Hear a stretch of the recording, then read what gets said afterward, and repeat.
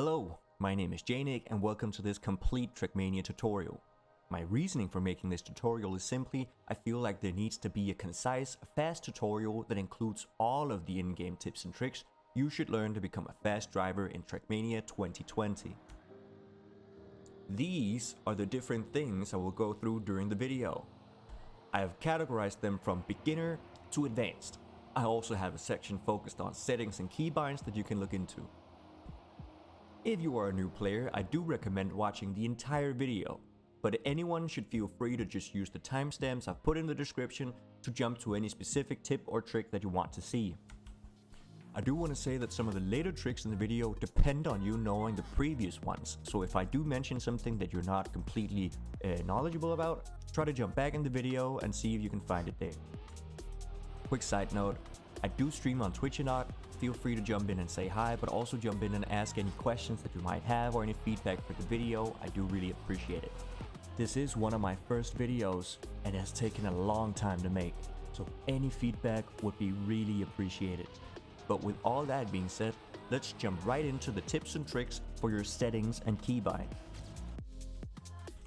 When you open up Trackmania, you will be greeted by this screen. To locate the options menu, move your mouse cursor to the very top of your screen and click this icon. Trackmania isn't really a demanding game, so set your graphics as you wish, but I do recommend setting your maximum FPS value to your monitor's refresh rate. I've also noticed that I get the best looks to performance ratio by having decent to low graphics but having a high texture filtering, but you can play around with that. Lastly, in terms of visual settings, I want to mention this GPU and CPU synchronization. There are 5 settings that you can play around with. To avoid going into too much detail, I'll just say that if you're having FPS issues, try going with 1 to 2 frames, otherwise I would recommend setting it to immediate. If you set it to none, you should technically get the highest FPS, but you might suffer from input lag. Looking at the input tab, there are a few keybinds that I thoroughly recommend binding to your controller or your keyboard. There are 3 important camera perspectives in the game: Cam 1, Cam 2, and Cam 3. You can get good at playing the game with any of these styles, but there are some situations where using a specific camera angle is preferred, like Cam 1 on flat ice, Cam 2 on heavily sloped surfaces, and Cam 3 and loops and wall rides. A lot of tracks force you into these different perspectives if they're needed, but some don't, and as such I recommend you bind at least 2 of them to some fast accessible buttons on either your keyboard or controller. I've personally bound Cam 1 and Cam 3 to my left and right bumpers on my controller. Lastly, there are some nice to know miscellaneous things that you can do in the settings. First off, you can go in the interface settings and press the Always Display Records button to enable the record times to be shown on the side of your screen on the tracks that you are playing. Please note though, that to actually race against these ghosts, you need to buy the standard or club access of the game. In your profile settings, you have the option to change your trigram. These are the 3 letters on the back of your car, to anything you want. In here you can also choose to remove in-game adverts if you so choose. But with all that being said, we can jump into the in-game driving tricks that should help you drive better. When you first open up the game, you will see this screen where you have the option to play the training maps. I do recommend you going in and playing through those maps to get introduced to the different surfaces of the game, namely road, dirt, grass, and ice. You will also be introduced to the different blocks that affect your car, like boost blocks, freewheel blocks, no steer, reactor boost, slow motion, and fragile blocks. These blocks will have a major impact on your gameplay, so the sooner you get comfortable with them, the better. After you've been introduced to the different mechanics of the game, I recommend going in and playing whatever season is currently going on. For now, it's spring 2021. These seasons are completely free to play, and I think a very good starting tool to have is slowly working towards getting gold on every track in the campaign. Keep in mind that the later tracks do get challenging, so don't beat yourself up for taking some time to get them down. But to help you get through these tracks, I will go through some beginner tips that should help you out. First off, I want to talk about airtime. Airtime in the game is usually a big no-no. You want to minimize the amount of time you're in the air as much as possible. This is because the more time you spend on the ground, the more time you spend accelerating. To achieve this, it is often worth to minimize your jumps. If it's a big jump, it can be done by releasing the accelerator either before or during the jump, as you're able to control your car's speed even while you're in the air. You can do this by braking, releasing, or accelerating. It's often best to always accelerate while in the air though. So try to release or brake before a big jump so that you can accelerate while you're in the air. Now let's talk about air braking. Remember when I said you can control your car while in the air? If you tap the brake button, you can stop your car's rotation while it's in the air. This can be used to land smoothly on even rough jumps and maintain stability and ground contact. This is a major skill to have and something that is very easy to learn, but useful almost everywhere in the game. While we're talking about controlling your car in the air, I also want to mention countersteering. You're able to stop your car's sideways rotation by steering in the opposite direction that your car is rotating. This is a simple yet very powerful skill. You will use this skill very often as well. Just steer in the opposite direction that you're rotating while in the air, and that's it. Now let's quickly talk about some of the common lines that you should go for while driving in Trackmania. It is often smart to go as tight as possible while driving on the road surface, if you are able to. Braking or releasing in the beginning to get comfortable going close to the corners is a good idea and a good foundation to have, so you can build upon that with some techniques I will go through later in the video. Dirt and grass, on the other hand, is the opposite, and a wider line is often preferred. This is because you want to preserve speed as much as possible, and going tight on these surfaces usually slows you down too much. There are of course exceptions to this rule, but more often than not on these surfaces, it will be faster steering slowly and preserving speed than turning tight and losing your speed. Now let's talk about ice. Ice is a whole new surface introduced into this new Trackmania 2020 game. There are a bunch of things you can optimize to drive a lot faster on ice, and I will go through the beginning tips you should use when you encounter this surface. More advanced ice moves than what I'm about to show you will be explained later in the video. I also purposely left some tricks out since they are so specific to certain tracks that it does not make sense to cover them in an overall tutorial video. First off, we have the bobsleigh blocks. The bobsleigh blocks can be tricky to drive on, but as a rule of thumb, you want to line yourself up to smoothly enter the turns and maintain your car in between these red lines. Driving steadily between these lines is the fastest way that you can take the bobsleigh turns. There is a controller exclusive trick to drive faster during these bobsleigh turns. When your car is between these lines, only steer a little bit, as you can see in the input shown on the screen. Steer about halfway and it will give your car more acceleration. Nice and simple, but very powerful. Again, this is unfortunately a controller exclusive trick, and if you are on keyboard, you're going to have to tap your keys to maintain stability between these lines. Now let's talk about turning on flat ice. There are several tracks that require you to do either wide or tight U-turns on ice. Your first intuition might be to just turn your car and glide in the right direction, but that is not fast. What you want to do is line your car up 90 degrees sideways and then countersteer. This will accelerate your car, but it also requires quite a bit of training to get the hang of. But hang in there, you will get comfortable with it eventually. Now let's get into some more intermediate techniques that you can use in the game. Continuing on the subject of ice, there are a few more tricks we can talk about. specifically how you can save some time on those pesky ice turns and what you should do when you finally make the ice turn and enter another surface. Once you've gotten a pretty good feel for the ice turns, you can tell whether or not they're going smoothly, and you may want to correct them. If you turn too much and want to widen your turn, I'm sorry, you're just gonna have to release, turn around your car, and then continue, but be careful not to slide out.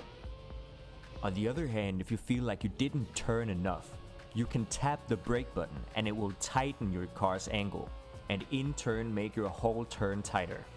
Once again though, make sure not to slide out. Your car will slide out if it changes gears, which we will be talking about later. Lastly, in terms of ice, I want to tell you guys about the mechanics of transitioning from ice to another surface. When you exit an icy surface, your wheels will be temporarily frozen. This makes the car's wheels really slippery. When your wheels are this slippery, it's very easy to start sliding, and you want to avoid this. The first thing you want to do is when you exit an icy surface, you want the car to point straight in the direction it's moving. This makes sure you don't start sliding immediately when you exit the icy surface and preserves your speed. The last thing you should do to avoid sliding out is Smoothsteer, so let's talk about that. Here I exit an icy surface with speed, and to avoid sliding I turn slowly, as you can see on my controller inputs. Once the ice is faded off the wheels, I can then proceed to steer normally again. This is however not the only situation where smooth steering can be utilized. Low speed driving on dirt and on grass is faster while you smooth steer. And just to clarify, smooth steering is when you steer slowly enough to make sure that your car does not start drifting. This can be utilized in a lot of situations. Here are some examples where smooth steering has been utilized to optimize my speed.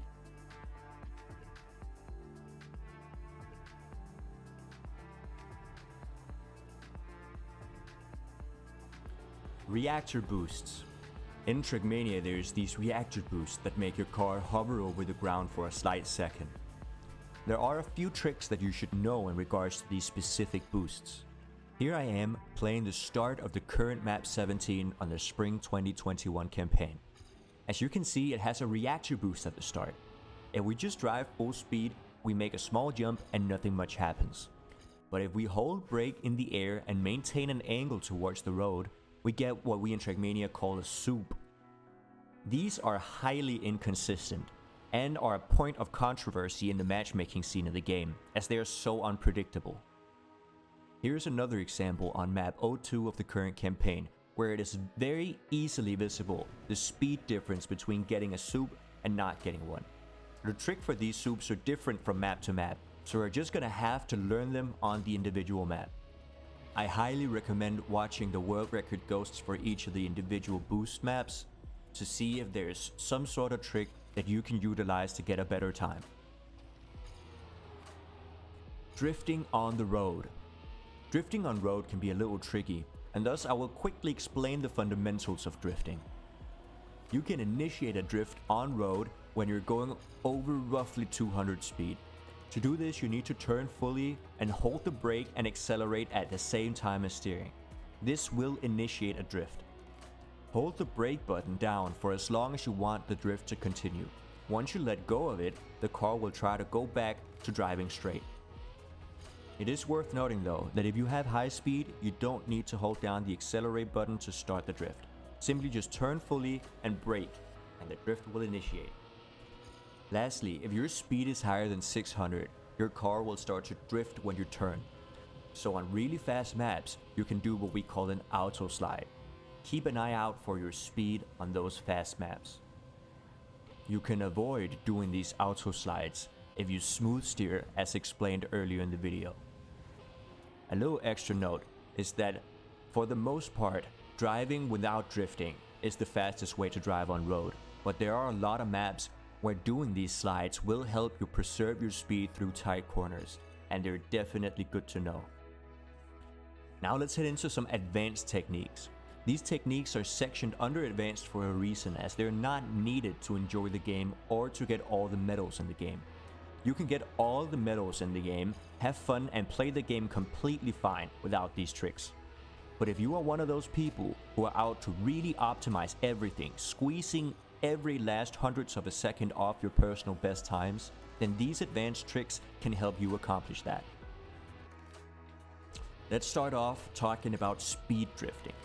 Speed drifts, or SDs, are an odd consequence of the game's physics, in which the game makes the car accelerate more if you drift, but not just randomly drift, if you drift in a specific way at high speeds. Mudda has made a great video on this topic, so if you want more detailed explanation than what I'm about to give you, then check out his video. I will link it in the video description. The idea of speed drifting is simply to initiate a drift when you're above the required speed, which for road is 390 and for grass and dirt around 160, and then overlap your skid marks roughly 50%.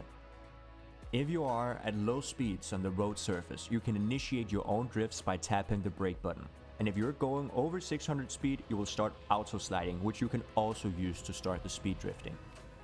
Here's an example on map 01 of the current Spring 2021 campaign, where I initiate the drift by tapping the brake button and afterwards overlap my skid marks roughly 50%.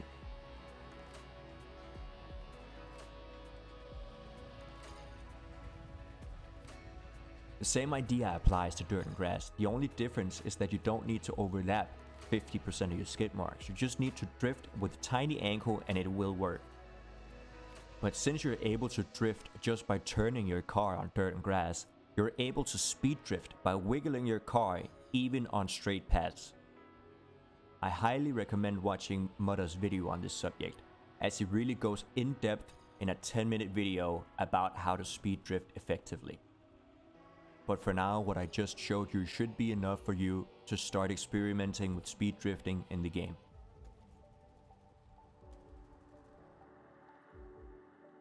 Neoslides.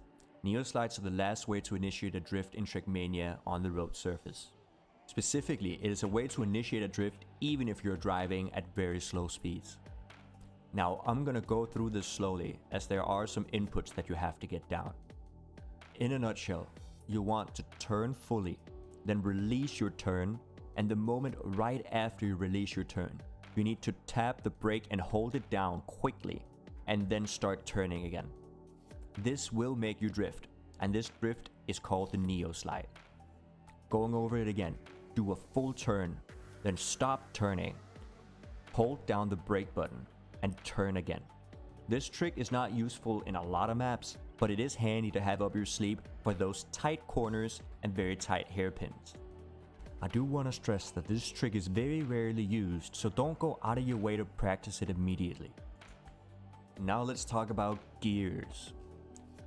In Trackmania, gears are visible on the back end of your car, and your car shifts gears automatically, as shown on screen. There is also a sound cue accompanying the gear shifts. These gears have a really important role when you're driving on dirt, grass, and ice. Here's a list of the speeds that the gear shifts happen at. You can either memorize these speeds, which I do recommend that you do, but you can also listen out for them and get a really good feel for the car, and it will help you out as well. On dirt and grass, you want to try to not steer when the car is about to change gears, as the car will take longer to gear up and thus slow you down. Quite a lot actually. This takes a long time to get good at, and gear managing is not something you have to worry about as a beginner, but you can have it in the back of your head and listen out for the gears, as it will help you out in the future when you're hunting some dirt or grass maps. A thing to keep in mind though is that if you SD, the gear shifts can actually happen at different speeds than what I just showed you. Here's a clip for an example. Now if you do SDs, that means that you're drifting, but you don't want to gear shift while you drift, so keep this in mind when you're SDing. Try to SD until you're about to change gears, then drive straight, and then start another SD afterwards. I realize that I'm making it out to seem easy just to not steer when you're about to gear up, but it is truly hard to manage your speed in turns anticipating a gear, or create lines on dirt specifically to gear up at distinct places on the map for more speed. Gear management is the hardest skill to learn in Trackmania in my opinion. but it will also hugely pay off once you learn it. Furthermore, when you're sliding on ice and the gear shifts, your car will slide out, so watch out for that. Most of the time you don't have to worry about your gears on ice though, since mappers usually worry about that for you. So if you drive the intended lines, you should not really slide out, unless the mapper didn't calculate the map that well. Or if it's a fully ice map. The last thing I want to talk about is Bugsliding. Probably the easiest of the advanced tricks to learn, and it's only advanced because it's not really needed on a large majority of the maps. Simply, you just land 90 degrees sideways on dirt or grass and full steer while accelerating and braking. If you do this, your car will turn tightly with really high speed. It is a really easy trick to get down and should only take you a couple of attempts to get the feeling for it. I have not personally encountered any maps recently where Bugsliding has been useful, but it is nice to know just in case. It is also very easy, so that's always nice. And here we are. We finally made it through every single tip and trick in Trackmania that I can give you. So, I want to say thank you to the Trackmania community as well as my Twitch community for being so supportive and being so motivating. And I want to say thank you to you for watching. Feel free to open up my Twitch at any time you want to say hi or ask any questions that you might have had during the video. All that stuff is linked in the description. And as a final note, I want to say that there might be some changes to the game that might affect these tricks, or I might have explained the trick maybe a little fast. If there's anything that I want to add, I'll put it in the top comment in the video, so check that out if there's anything there. So can you all have a continued very nice day, and I will see you guys very soon.